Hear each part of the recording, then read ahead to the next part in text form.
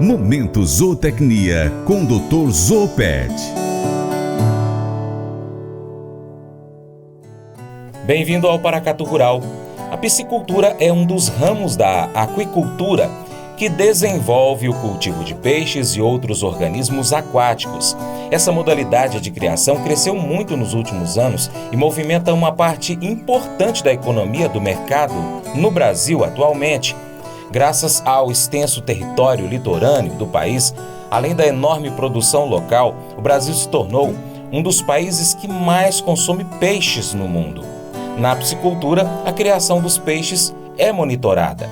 As espécies são totalmente controladas, desde o início da vida até o momento em que atingem a condição ideal para o consumo, com o uso de ferramentas, substâncias específicas e acompanhamento periódico para estimular o crescimento saudável dos animais. O site engepesca.com.br orienta que para iniciar um projeto de piscicultura, o primeiro passo é buscar orientação sobre as normas regulamentadoras da sua região. Essa modalidade de criação de peixes deve ser estruturada de acordo com os órgãos regularizadores do meio ambiente, possibilitando que o criador comercialize o produto de forma totalmente legal. Os peixes serão rigorosamente avaliados pela vigilância sanitária e precisam atender todos os padrões de qualidades exigidos para o consumo. O sucesso do seu negócio vai depender principalmente da escolha do local a ser desenvolvido esse projeto. Dessa forma, a qualidade da infraestrutura se torna primordial e diversos fatores do local devem ser considerados e analisados antes da sua implantação. Os fatores biológicos também são muito importantes. Você deverá observar principalmente a água em termos de quantidade e qualidade, também o solo, a topografia do terreno e os fatores climáticos. A piscicultura pode ser feita em diferentes lugares como mar, represas, lagos artificiais, tanques de redes, também tanques comuns, barragens ou viveiros. As duas principais alternativas para trabalhar são a da construção de um lago artificial ou um viveiro. No Momento Zootecnia de hoje, Dr. Zoopet, professor Guilherme Carvalho, explica sobre a quantidade de água que é necessária para abastecer um determinado sistema de criação. Primeiramente, temos que entender a topografia do terreno, os tipos de topografia de terreno que são ideais para você na construção de tanques escavados. A topografia mais ideal, seria a questão daqueles vales em que você não tem uns vales muito cavados, Nesse caso, com vales que você tem uma condição topográfica em que você pode construir os tanques na parte em que o córrego de água passa aqui no meio e os tanques podem ficar lateralmente ao córrego, esse é o melhor formato de vales, para a criação, para a construção de tanques, Detalhes podem ser obtidos através dos nossos contatos, ou pelo nosso Instagram, @Dr. Zoopet, ou através do WhatsApp, 61 999 775424. Essa parte é um pouquinho mais complexa, então eu estou deixando aí os meus contatos para que você, caso necessite, entre em contato com a gente, ok? Quando falamos em quantidade de água, tem alguns pontos que são de fundamental importância de entendimento. Eu tenho aqui algumas anotações e eu vou seguir essas anotações. Primeiramente, o ideal é que você tenha condições de abastecer os seus tanques sem que haja necessidade de uma bomba de abastecimento. O que quer dizer isso? É que a água que chega até seus tanques, ela chega através da força da gravidade, tá? Então essa é a primeira questão, vai te economizar bastante, tá? O segundo ponto é que você observe que no seu tanque não haja um decréscimo maior do que 2,5 centímetros de lâmina de água por dia. Se tiver havendo um decréscimo maior do que isso, então já começa a ficar complicado.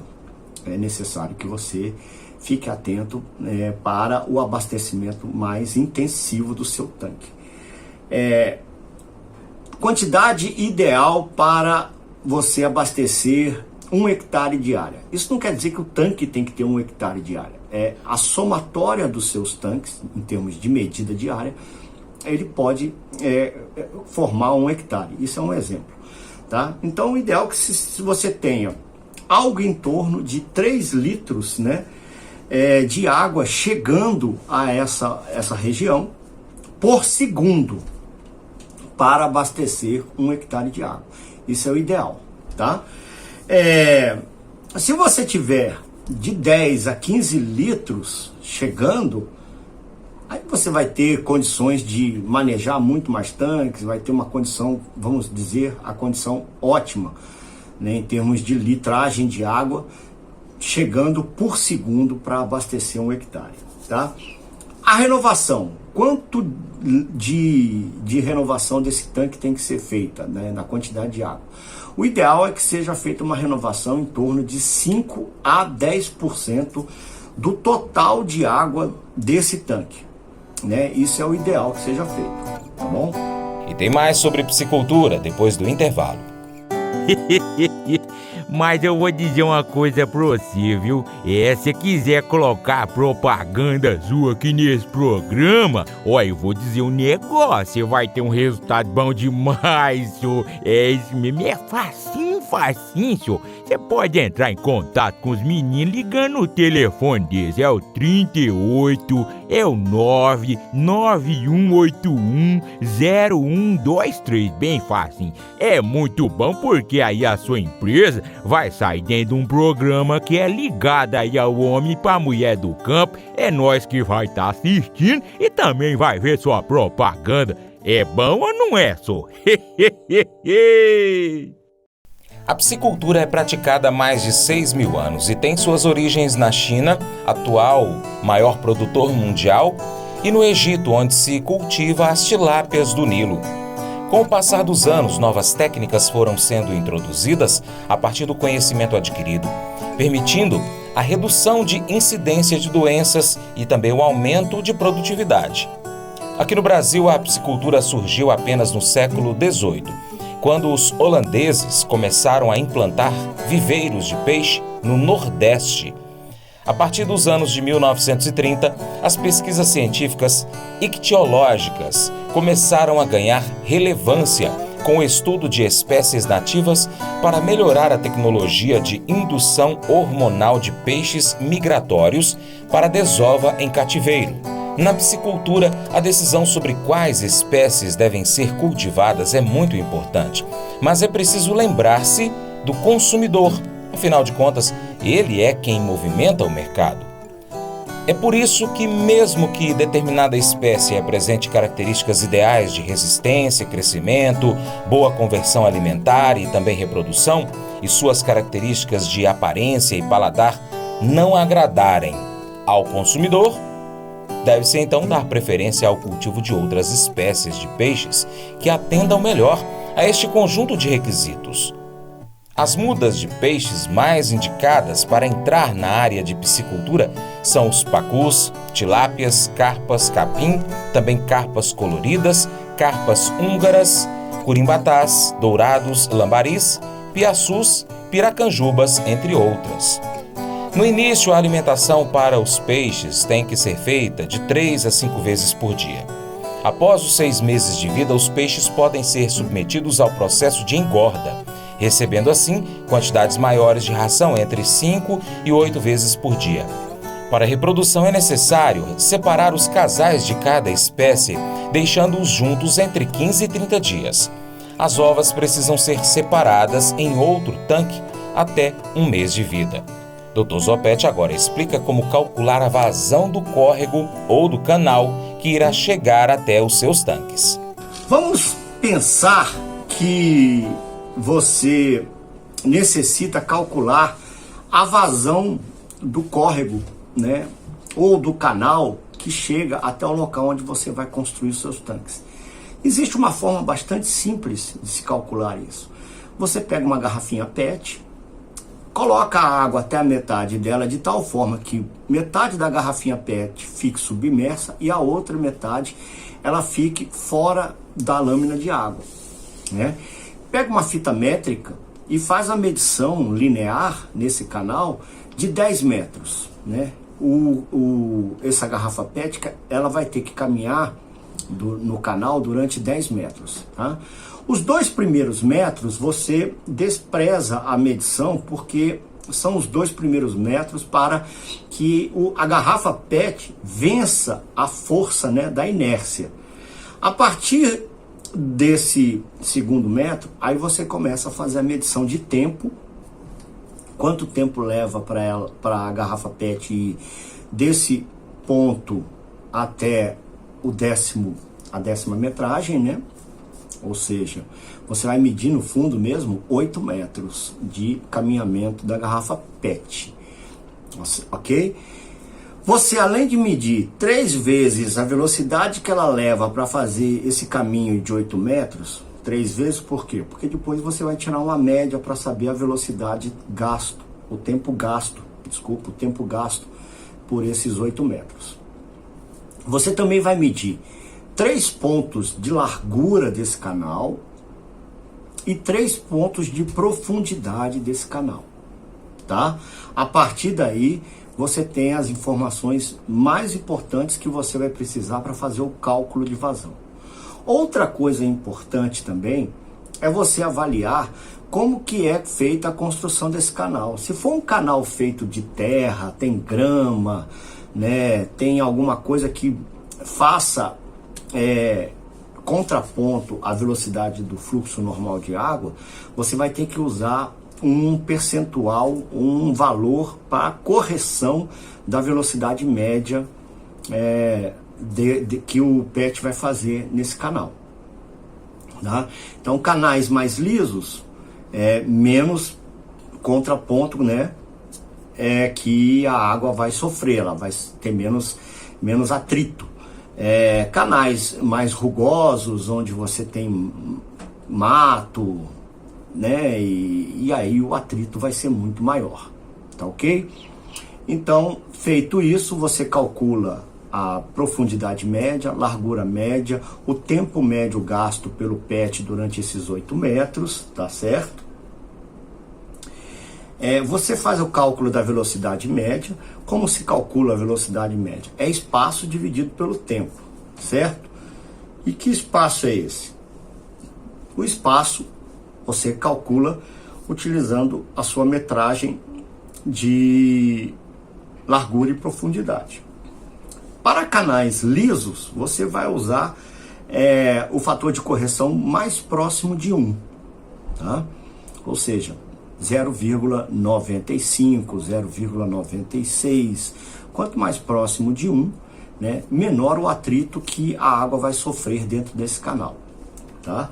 Para canais mais rugosos, você diminui esse fator de correção dessa velocidade média, né?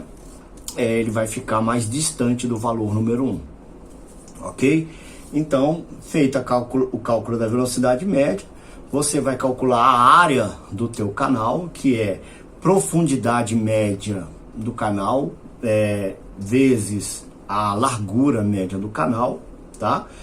Feito isso, você pega o valor da velocidade média corrigida, multiplica pela área, e aí você vai ter a vazão, né? Lógico que aí você vai ter vazão por metros por segundo, né?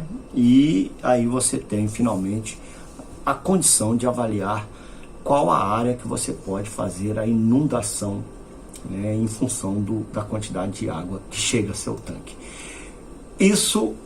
Essa é a melhor forma de calcular a vazão, mais simples, né, no caso, tá ok? Dúvidas sobre esse ponto, que eu sei que é um ponto um pouco mais complexo, vocês entrem em contato com a gente. Um abraço e daqui a pouco a gente volta para mais um outro episódio. O programa Paracatu Rural hoje é o programa mais procurado pelos empresários do agronegócio para poder colocar propaganda, viu? Então, se você é empresário rural, se você é dono de uma empresa rural, empresa que vende alguma coisa rural, defensivo, sei lá, ração, produtos da roça, Pode colocar a sua propaganda no Paracatu Rural, que o seu programa vai ser, a sua marca, ela vai aparecer nos 4 cantos aqui do Noroeste Mineiro. Então, pessoal que tem internet na roça, assiste o Paracatu Rural no YouTube. E aqueles que não tem internet, tem o rádio, ouve o programa Paracatu Rural, tá bom? Então você que é empresário rural aí, ó, põe sua propaganda aí que você não vai estar perdendo não, viu, pessoal? Vamos agora para os abraços para os ouvintes, telespectadores e internautas. José Augusto da Silva, Lília Pinheiro Cândida, também para o Matheus Gambi, Antônio Teixeira, Edson Brandão, Leandro Fernandes Barros, também ele é lá de Monte Alegre do Piauí. Também um abraço para Marta Feitosa e ainda para o Marcos Paulo Santos, Erley Magalhães Pereira, Thaís Ferreira, Maria Eduarda, Gesiele Munaro, o Vander Machado, também o Luan Lima Carvalho, Franciele Pinton, Eduardo Lima, Rivanildo Mota Fernandes, Euler Roberto, Vanessa Medeiros. Também um abraço para o Alessandro Ruiz, Lúcia Souza, Anaílde Silva, Francisco Fernandes e para o nosso ouvinte Guilherme Guimarães. E lembre-se de curtir, comentar e compartilhar o nosso conteúdo em suas redes sociais. Seu Paracatu Rural fica por aqui. Muito obrigado a todos pela atenção. Para minha linda esposa Paula, um beijo. Te amo, Paula. Você planta e cuida, Deus dará o crescimento. Até o próximo encontro. Que Deus te abençoe. Tchau, tchau.